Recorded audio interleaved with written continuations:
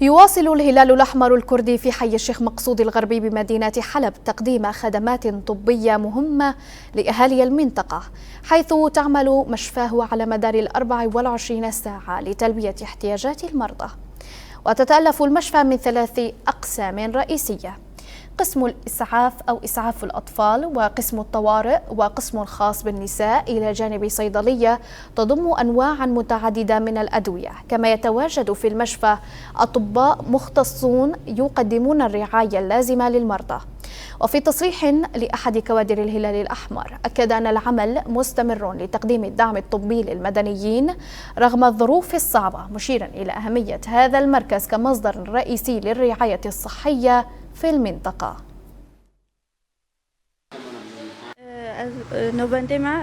عيادة هنا عيادة أطفال. في مركزنا هنا في حلب يوجد 3 أقسام رئيسية: العيادة النسائية وعيادة الأطفال وقسم الإسعاف، إضافة إلى صيدلية تقدم الأدوية مجانا للمرضى. وفي قسم الأطفال يصل عدد المستفيدين إلى نحو 40 حالة يوميا، وفي العيادة النسائية حوالي 30 حالة أو أكثر، وذلك حسب الوضع الصحي والحاجة.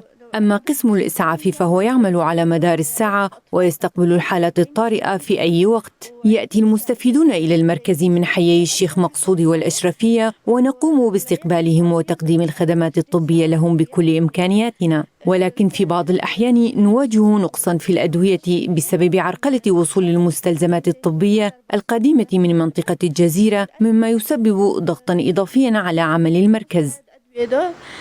یک جور مثلا درک جزیره